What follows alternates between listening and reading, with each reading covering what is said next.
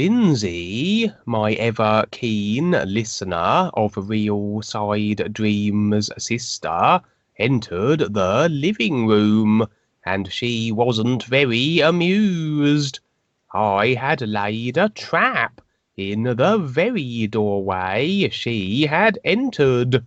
Nothing especially malicious, nothing to warrant incarceration over, but a trap nonetheless.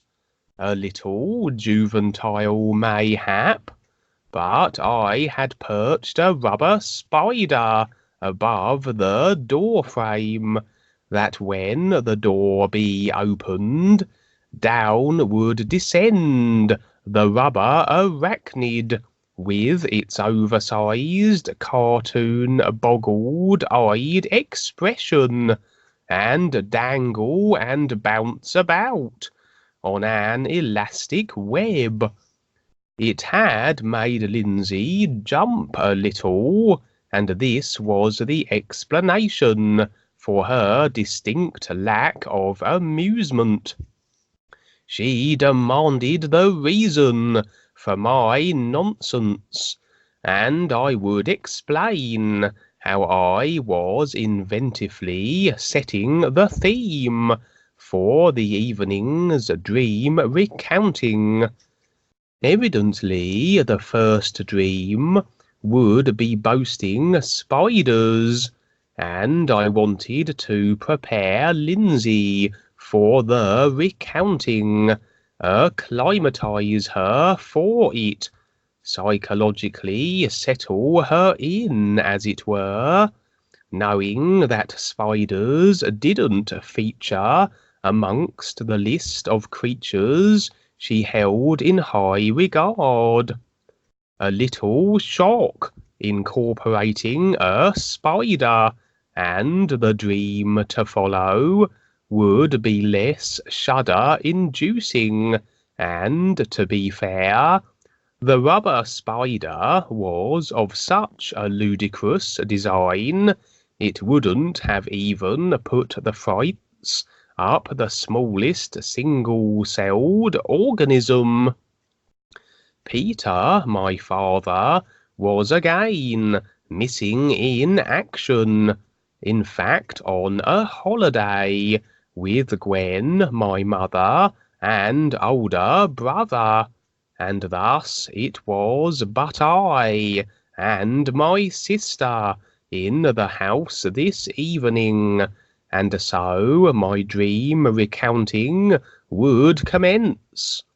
I had to wait patiently until Lindsay had ceased battering me around the head with the rubber spider, and with that out of her system, now I would begin. And here I find myself in a dense jungle. An undeniable sense of malice pervades the forestry air. I begin to explore my surroundings. I find great nests of webbing everywhere, and I have the sense not to touch these, for these surely must have been constructed by spiders of gargantuan proportions, and I begin to come across some of the web creators, and yes, they are indeed mighty spiders, or spider-like approximations, rather mutated and malformed. Even as I am watching, they are waylaying other individuals and subduing them.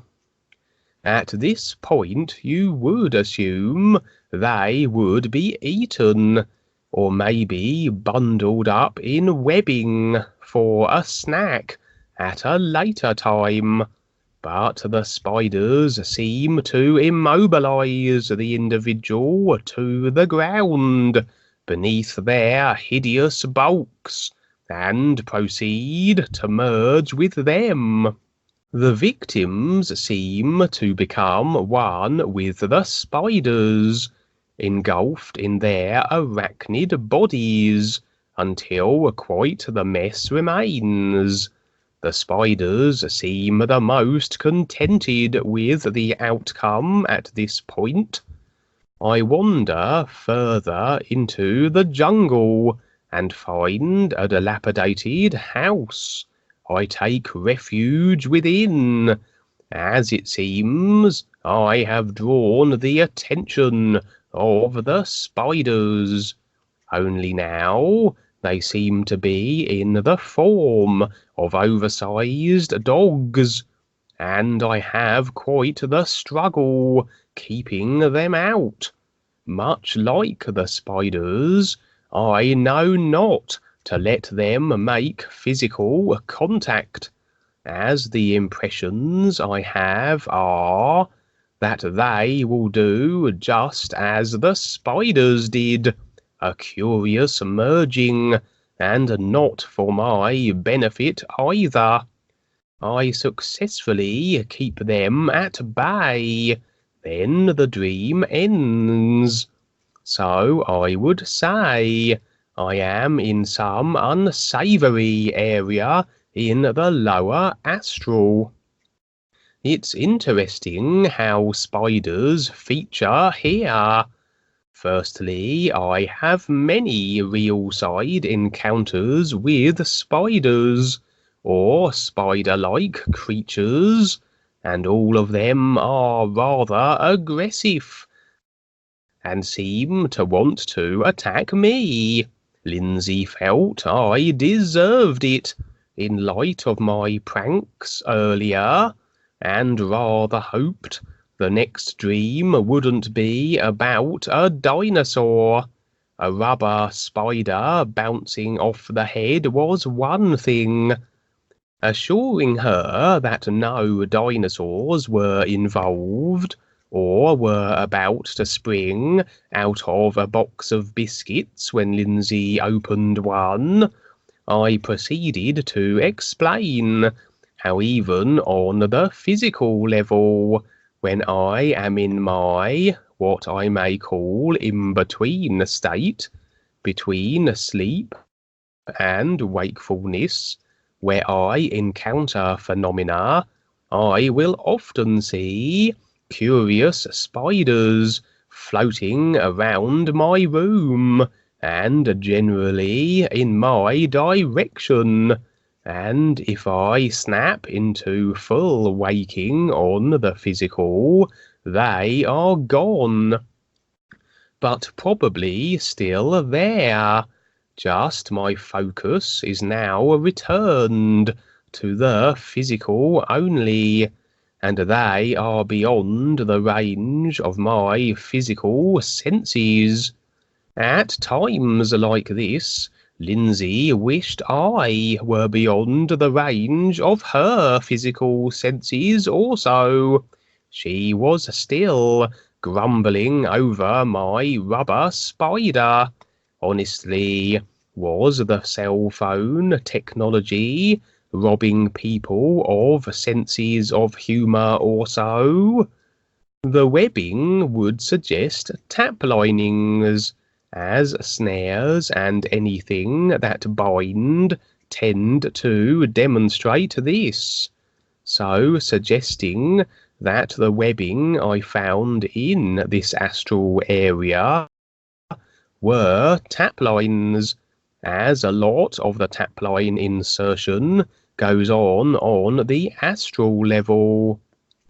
This would be then tap lines of an emotional variety, as most people are emotionally indulgent, or made to become emotional due to daft rubber spiders, Lindsay would proclaim. I constructed a little white flag made from a straw and a piece of kitchen paper towel, and had my spider waving it. Continuing on, I had impressions that what was taking place here was something to do with the usurping of human vehicles. As we know, entities tend to like to displace an individual from its vehicle and effectively steal it, and causing said individual to be pushed out and have to go on to their next position. There was a researcher, I forget his name, who was investigating the Morgellons disease and the black goo, and he had visual psychics who could perceive how all of that was linked to curious spider-like creatures who make a connection with the human hosts through the black goo and seek to use the body vehicles much like a parasite. And if we dip into the other areas of alternative research, some of the creational phenomena mentioned seems to have a spider or crab-like theme. So perhaps I had stumbled across these spider creatures, or a version of them, and it seems they are maybe attacking individuals on the astral level.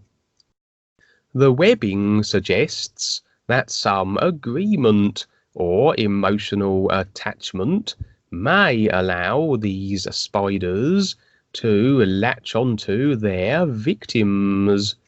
I had the impression that some of the subliminals in the very television programs we are programmed by have elements of this nature that cause a tapline of this emotional type. Lindsay was adamant that she wasn't about to miss her favourite shows because of a few foolish spiders lurking in the astral. Seems she hadn't grasped the full implications of this situation. The spiders may simply be draining energy then, much like the reptilians do, through these tap lines. And what I saw then on the real side is the actuality of this interaction. Interrupted again by Lindsay's suggestion that this could serve as a great diet plan if the spiders seemed quite content to drain off excess energy. I don't exactly think that is what they are doing. They certainly are not affording the human race anything of a benefit, and are not working on behalf of Weight Watchers. And it goes slightly beyond that. An emotional connection and a tapline, yes, but a merging too. The spider creatures able to hijack the astral level vehicle of the individual, almost like a parasite. It's quite possible this is a more effective means of energy draining than the tapline alone, or even maybe these spiders are perhaps entities of a kind, that they are laying claim to individuals' vehicles and seeking to steal them through latching onto them on the astral. Seems that spiders weren't the only form these individuals take, as there were large dogs also. On a final note, Once I went on one of my out-of-body excursions, and I came across a planet of the spider people. They were half human, half spider, spider legs, and human torsos, if you can but picture this. They were friendly enough at first, but warned me that should I remain beyond nightfall, they become aggressive, unable to stop themselves from attacking anyone not of their kind. Naturally, I lingered, wanting to see this for myself, and attack they did, in a frenzied mob. Something grabbed me from behind, and I was whisked at tremendous speeds from this predicament by a force unseen and unknown, and back to my physical body I returned. This was before I came across the new presentation, when I was much into my out-of-body and astral adventures. But even then, it seems someone was keeping an eye on my activities, and came to the rescue when I was quite possibly in peril. Who knows? Maybe I may have been severed from my physical vehicle, and be floating about the astral in confusion to this very day, had it not been for this timely intervention. It's very possible it was a universal guide who realized I was about ready for the opportunity to become more aware, and was watching over me, as I was rather reckless in my explorations with my astral projections, and back then knew nothing of the real knowledge of the ears. But anyway, seems spider-like beings are to be found throughout creation too, with various attitudes, collective constructed consciousnesses, and agendas. A further impression occurred when I was in the jungle with all the webbing. I had the notion of this being literally a world-wide web, and with all this spider stuff, tap lines, and dodgy activities, it's curious the naming of the internet as the web, or World Wide Web. It has been suggested the naming is no accident, as it is effectively storing everything anyone ever has posted, netting it all, and also the addictive qualities of such technology, drawing people in, causing alterations to the biochemistry of the brain, that they become addicted to it.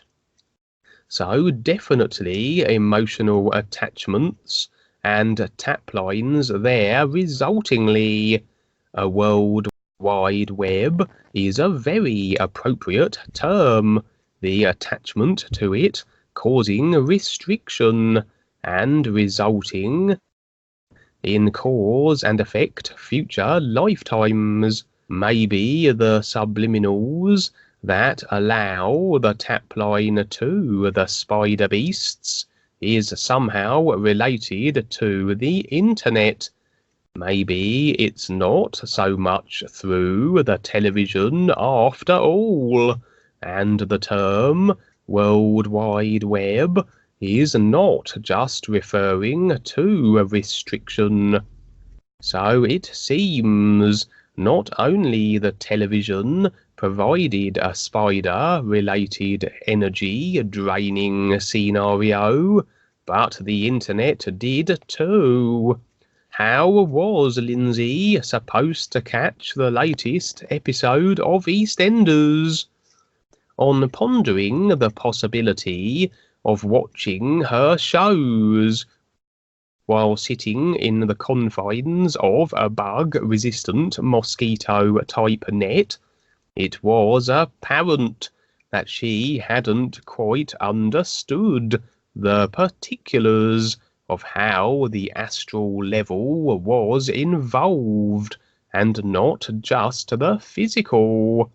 But if it would make her feel better, I rummaged in the cupboards and secured an old net curtain.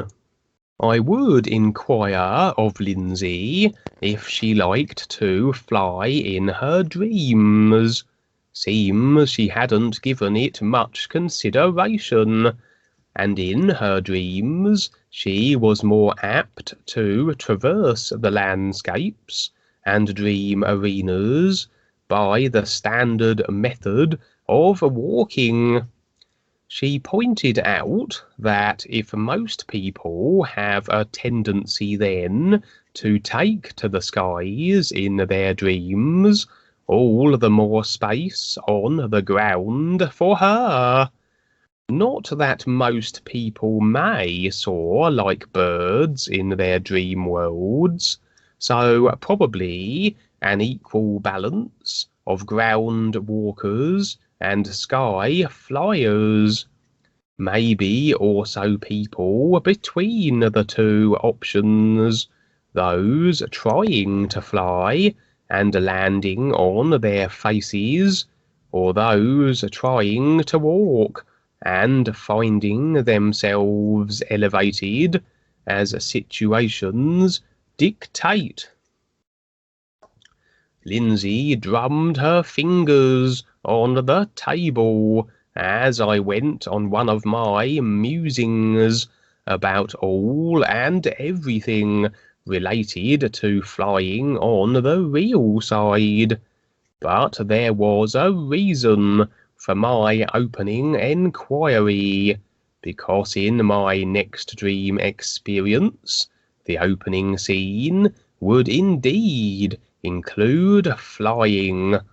In fact, the full spectrum of the various degrees of flying acumen, from flying with great ease to floundering to effectively being grounded without the falling flat on my face part, even though Lindsay proclaimed how she would like to have seen the latter option.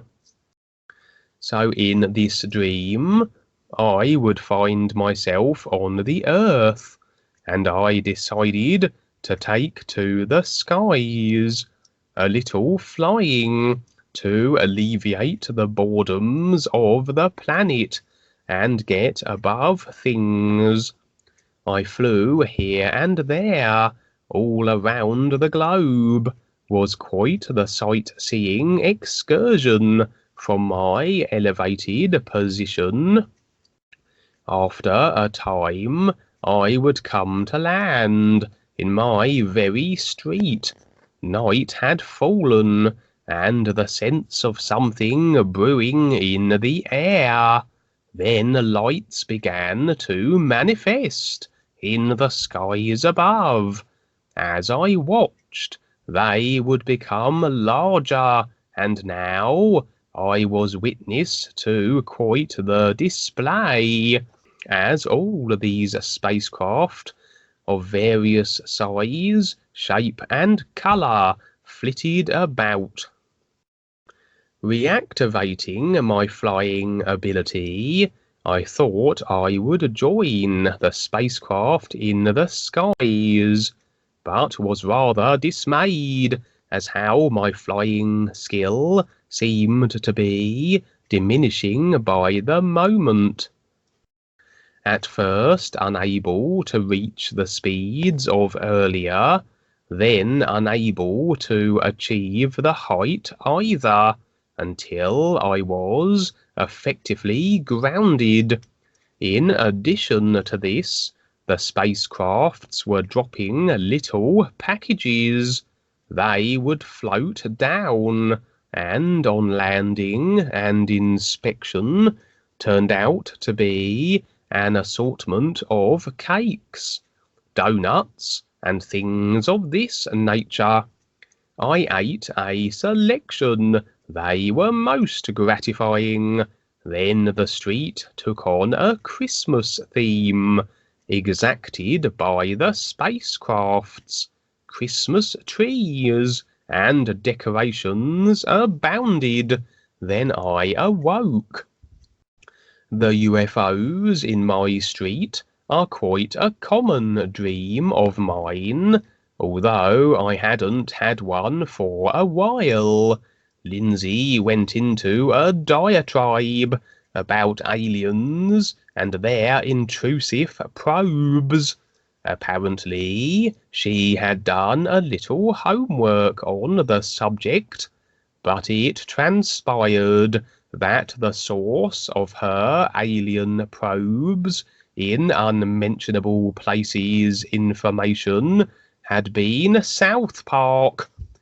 After I affirmed that no probes were involved, I would describe the spacecraft as also being of a similar type as in the previous dreams. The difference being the addition of a Christmas theme and little cake offerings. And no, Santa Claus wasn't using a new updated mode of transport, discarding his sleigh for a spacecraft. Lindsay frowned. She rather liked the possibility of the festive season receiving a technological update, and suggested the aliens didn't like their rather boring cake presents this year, and were discarding them from their spaceships. When her suggestions had abated, I would elucidate that as my awareness has expanded since I've had this particular dream, I can see more. Or perhaps the guides are willing to show me more. Maybe the whole earning my way and awareness is unveiling greater facets and depths of awareness enhancing demonstrations and experiences. What with everything equaling itself, the ears sharing in equal measure to the extent by which I share and stand real with it. At first I would have considered this to be another indication of things to come, along the lines of the big surprise Dwayne makes mention of, and adding to the many other alien and UFO-related dreams I and many others are having, indication of some negotiated alien intervention with what's happening to this planet. Lindsay didn't understand how dropping cakes and erecting Christmas trees could provide a benefit and assist humanity in their plight. But then to look at these details of the dream might suggest this is in fact something slightly different. The alien intervention for the benefit of the human race still in the pipeline, but the possibility also of some deception that may run in conjunction with this by the hands of the evil controllers.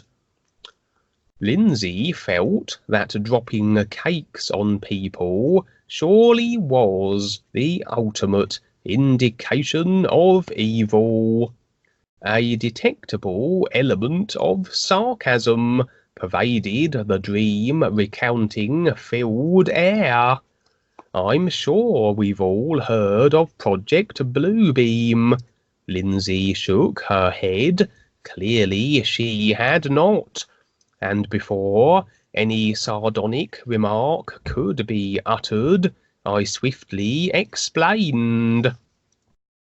It is where an Orwellian world could be brought to bear in the event of a faked alien invasion, the lockdown of everyone into a far more controlled state for our supposed benefit to meet the perceived threat of the aliens. However, it is believed this so-called invasion would be orchestrated using holograms, or maybe even government craft, made to look very alien indeed. It's very likely the controllers are aware of this possible beneficial alien intervention, and so their faked blue beam plan might serve a dual purpose. If only the aware people will be able to recognize this benign intervention, they may well be hoodwinked and misdirected by a simultaneously executed fake alien intervention, or perhaps it will arrive prior to the genuine one. Either way, confusion is possible, unless being in a state of awareness will allow discernment between the two events, depending on an individual's degree of awareness, I imagine. And so some people on their awareness process could well be misled. For in my dream I was flying, so I was in a state of awareness beyond the creational levels, and afforded a more expanded viewpoint, and yet the presence of the UFOs grounded me effectively. Lindsay suggested I posed a flight risk, so perhaps my being grounded was a good all-around solution. You can't have the skies filled with spacecraft and flying people, as this was a situation that may not end especially well. But in fact, the grounding was suggesting that they did not represent something that was awareness beneficial, but quite the opposite.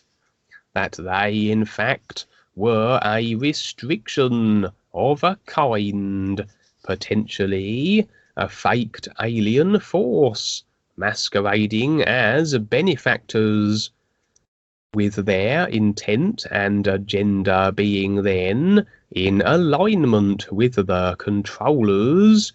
To agree with them would have us restricted and tap-lined, indicated by my sudden inability to fly. I was tap-lined and restricted back to the lower creational life levels, losing my wings through agreement to ideas stemming from them. Lindsay stated how I had no business flying anyway. I wasn't born with wings, but with legs, and that physiological reality was surely a subtle clue as to how I ought go about my world-traversing business. But this was the real side, and not the physical, with its physical agreed-upon limitations. So all bets and travelling restrictions were off. The added elements of Christmas and cakes also further suggest this scenario. Christmas being religious, and all religions being the controlling creations of the reptilians. Agreement to such things having the same constricting and position limiting effect. Lindsay rolled her eyes. Not the reptilians again. They seem to be involved in everything. Isn't there something somewhere that they didn't have their scaly hands all over? In regards to our planet, pretty much not. They were here, there, and everywhere in between, and may very well be your delightful neighbour next door. Lindsay could quite well believe that, considering her neighbours, and back then to the cakes. Stimulation of the emotional body, sensation overstimulating flavour enhanced confectionery, as most foodstuffs of this nature were.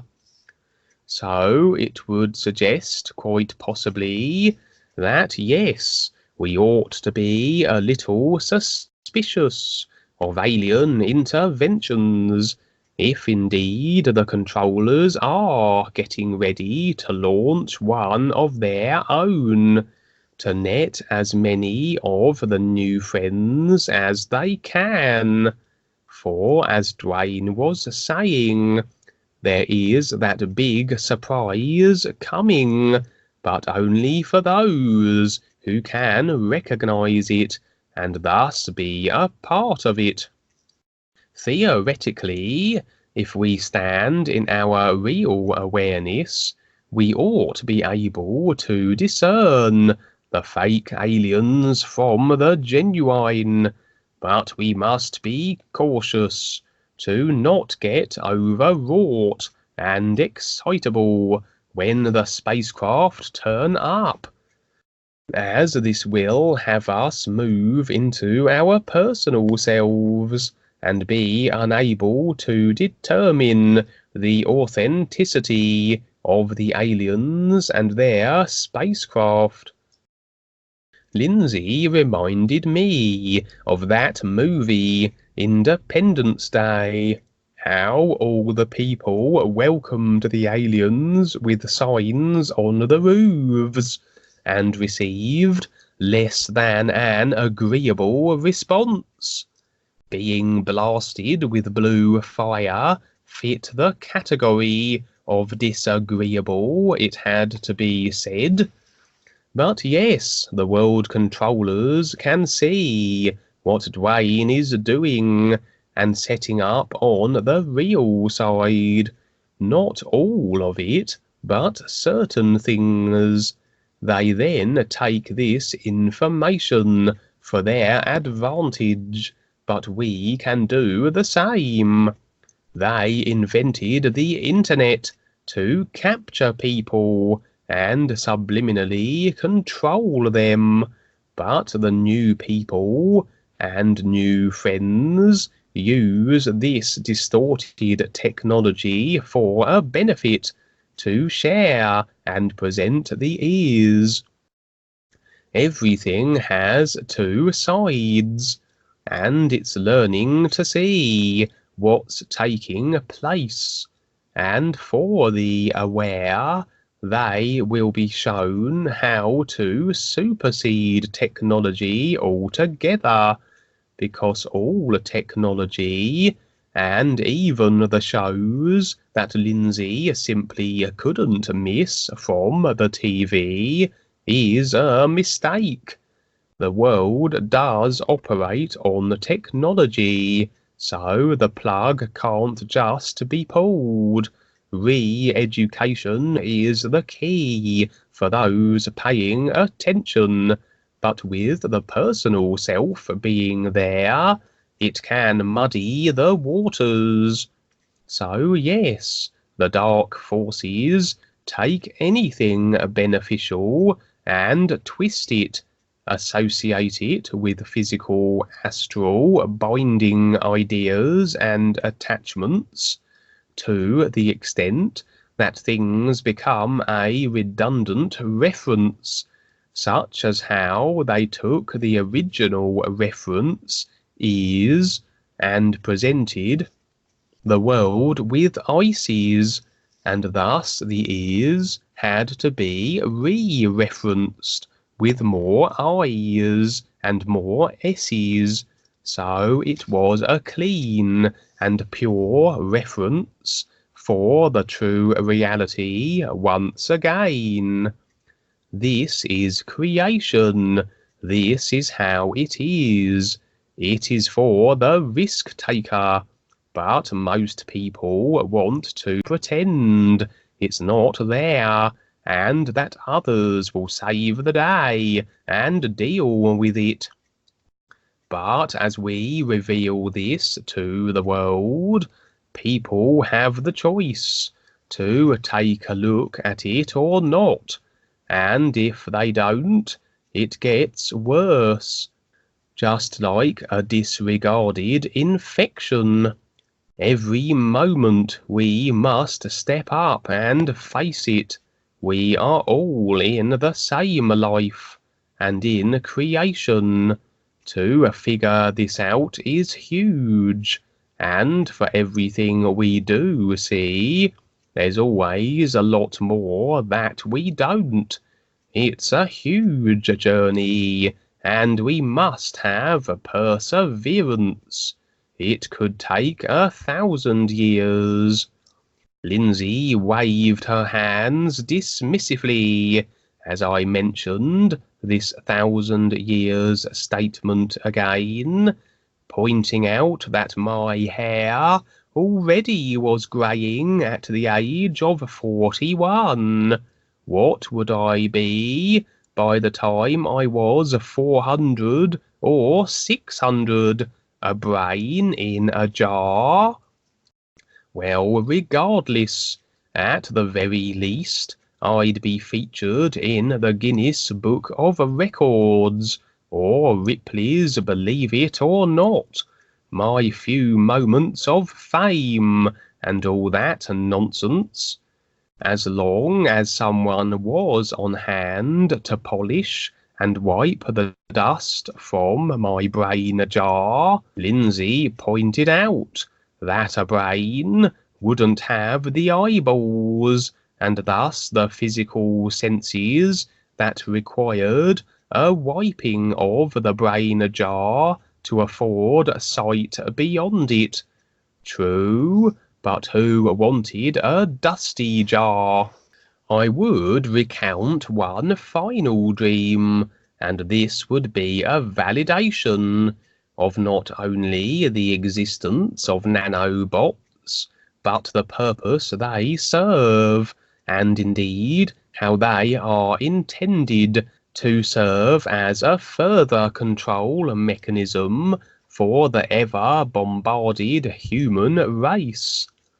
Lindsay didn't see how something so small could be so impacting unless all the little nanobots joined together to make one big giant bot and go around stamping on people. But the best form of control and manipulation was what you couldn't see, like invisible prison bars, as the easiest way to maintain slaves was to have them believe they were free. and a giant nanobot monster marauding across the world and stamping on people might raise a few eyebrows and questions, and quite possibly, perchance, hint that things were not quite as cosy and safe as they seemed to be. This dream began in a house. I was with a friend of mine from years ago that I no longer am in contact with. The house belonged to that of still another friend that I see on the odd rare occasion. However, the house owner seemed to not be present, and so there was I and this other old friend. We were not alone. What was taking up residence in the house was a rather large spider, and like all spiders on the real side, it seemed not especially friendly. It had also blanketed the house interior with webbings. It was rather difficult to avoid the stuff. We would remain in the house for a few moments amongst the silky strands of web, but we did tentatively steer the spider into an adjacent room and seal it inside, not wanting it directly in our vicinity. Seems this was an unwise course of action. The door reverberated, bulged, and trembled, as though something of immense volume was pressing against it from the other side. The door did burst open, and a sea of small bugs spilled from it. They directed their bug attentions on us, and scuttled toward us with menace of numbers.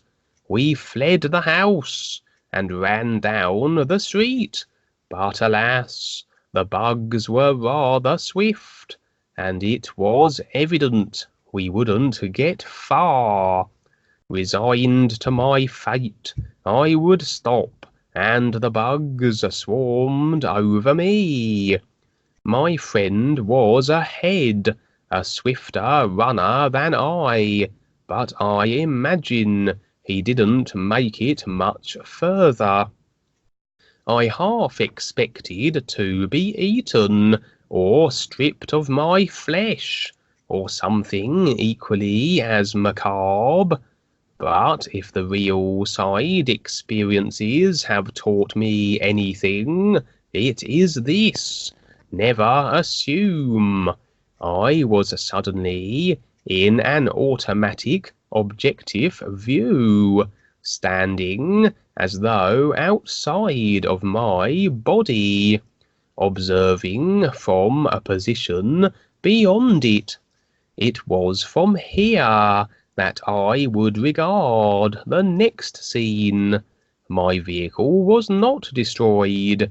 It seemed to have been possessed, taken over by an unknown force, the cause of which stemming from the bug interaction.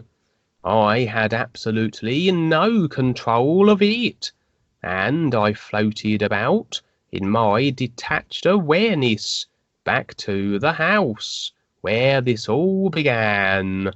The house who it belonged to had returned, and he was amongst others who were just as controlled. They opened a closet, and within was what can only be described as versions of them, myself, my other friend, and other individuals, hanging like overcoats, screaming in fear and agitation. The controlled, vehicled people sealed the closet, quite content, it would seem, with the situation. Then the final scene. I was in some kind of new world. It had similarities to Earth. I was still in my detached awareness state, and looking at my body vehicle that seemed to be here. Seemingly making a connection with it, I sparked it out of its personal self only, and had the impression I had installed its want to become more aware.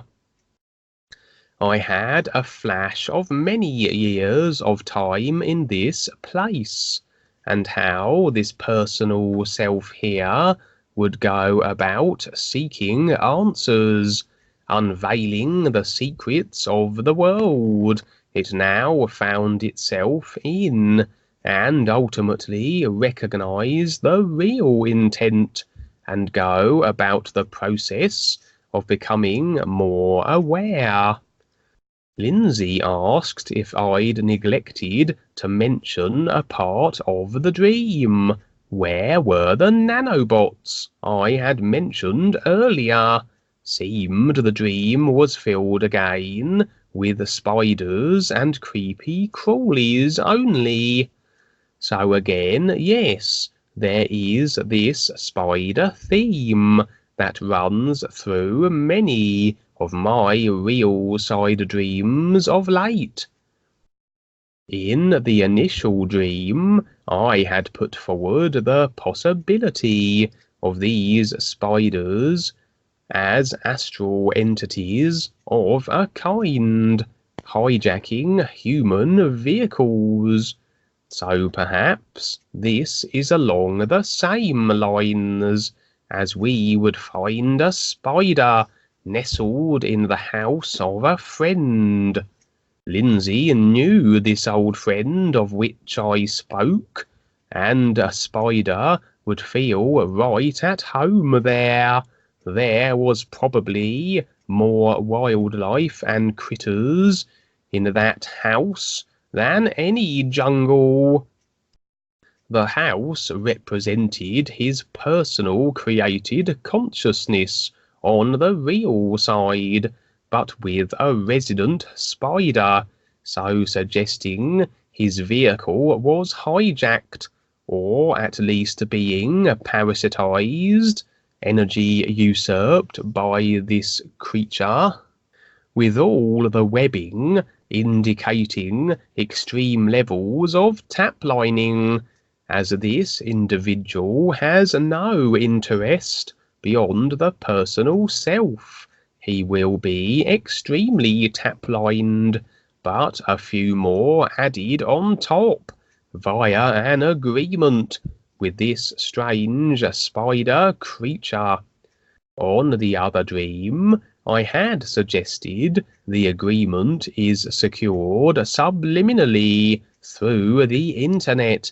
The spider creatures using this technology as a medium for this purpose. Maybe the hint being the naming of it as the World Wide Web.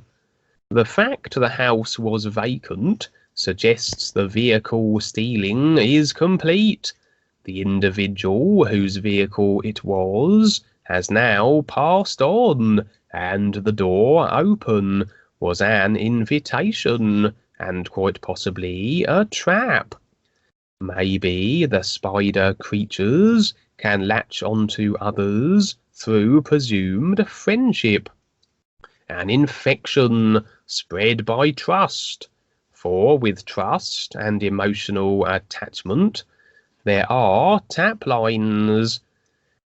But instead of a tap line to a friend, it is now to the entity spider, who has claimed the vehicle, unbeknownst to us. And what if we have a kind of collective, a spider entity collective, Maybe being tap-lined by one can open the way for all others to connect with you too, and easing the means by which one can latch onto a person. The spider creatures doing their body snatching, and maybe a glimpse at the nanos and how they may be operating. Lindsay was waiting for the nano part, getting rather impatient with the spiders and their body snatching, but she certainly would be wary if she encountered this old friend of mine on the physical level. Maybe she'd run over him with her car and see if a spider springs out. Every body vehicle is full of nanoparticles, even those run over by cars. Up until now, they seemed to be doing very little, as far as we know. But it is believed that when 5G activates, so will the nanos, as has been demonstrated in labs. Lindsay wanted to know how dogs had demonstrated the existence of nanos. I was perplexed momentarily before realizing she had misconstrued my term lab as meaning Labradors. I'm not sure if she was being funny, as her face suggested innocence and sincerity of query at this moment, so I dispelled her concerns that Labrador dogs were in any way involved, and it was laboratories that I was meaning. The higher the frequency they are bombarded with, the more the nanos become active, and to the extent that they are crawling all over the lab. And no, they were not forming the human stamping nano monster, in answer to Lindsay's fairly predictable question. So maybe we displaced the spider entity. We put it in a different room. We couldn't get it out of the house. So who knows? Maybe we placed the stolen vehicle in a coma. At least it can't forge friendships and place tap lines. Maybe we locked the entirety of it in the subconscious of the vehicle, but we hadn't considered the nanos that were present, and in this dream they were represented by the little bugs. Seems the nano bugs, then, are revealing exactly what they are designed for, and perhaps corroborate the theories that not only do the nanos become activated with 5G, but they take over the body vehicle and automatically robotize it. The robot world that has been proposed as a result of a cause and effect limiting mass-scale decisions becoming a reality, and perhaps far sooner than we imagined. A little like something out of the Star Trek's Borg, where not only are they nano-infused and cyborgs themselves, but they have the ability to infect others. This demonstrated in the little bugs chasing us from the house, and then effectively robotizing our body vehicles. As the moment they did swarm over me, I had a sense of greater constriction and control, and it is at this point I stepped into my awareness. Those lacking awareness were trapped in these more constricted vehicles, and there we see them hanging in the closet, in morbid fear and abject terror. The fear that effectively keeps people constricted, agreeing to the controllers who are setting the demise and robotization of this world into motion. Not daring to take the risk to see and be more. I was there too, in the closet, or my personal created self at any rate, locked in my body vehicle, but unlike the others, I had the awareness to move my view to my real self, and be then beyond the locked down vehicle.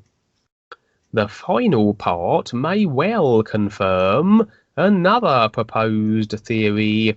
After robotization caused by the 5G activated nanos, everyone will potentially be locked in a virtual reality in their robotized heads. So a virtual reality within the simulator we already are in.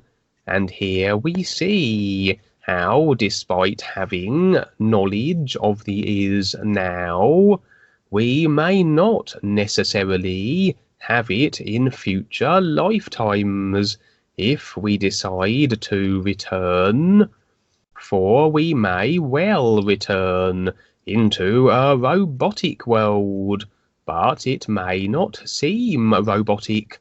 It may well be a virtual world within a robotized physical life level simulation.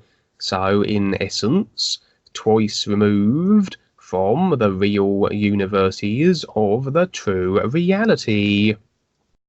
I would suggest then much harder to re-establish this is connection, particularly if there is no new presentation in operation, but not impossible, as in this dream. The real me was able to get the attention of my constricted personal self, and initiate its search once again for the all is. It was a little like the Matrix then, people trapped in a virtual world that is all robotized, and it's interesting how they are releasing another Matrix movie, The Matrix Part 4, and so that may well be very timely in light of this dream and what's happening with all this nano and 5G stuff. The final confirmation, perhaps, of the scenario described here. Lindsay was frantic then, looking very serious in her motivations and actions. Can it be that she had taken on board the warnings of impending robotization and virtual reality inducing nanos? Her cell phone was unleashed, and perhaps she was preparing to warn the world. In fact, she was determining when the Matrix 4 movie was coming out, as she was quite the fan of the first three, and delighted was she that Keanu Reeves would be starring in it yet again. The entire dream did afford various viewpoints, and despite all the devious and sinister activities befalling the human race, the bigger picture was to recognize the ease, through comparative analysis, that the viewpoints afforded. People without awareness and the objective viewpoint possibility will lean toward their personal self, and the reaction then is fear, worry, uncertainty, and maybe a prayer or two to the reptilian Callum god, who is more likely to laugh and eat reptilian popcorn than assist. People have their routines that they have accepted, adopted, been taught, indoctrinated, and programmed with, which keep them trapped and encumbered. It's quite the journey to get past all this stuff. Spiders here, nanos there, annoying sisters all over the place. The last example went down like a balloon made of the proverbial lead, but all those on their process had awareness to bring this information through and bear witness to what Dwayne is presenting, to afford it extra weight and validation that others take more notice and wish then to see for themselves.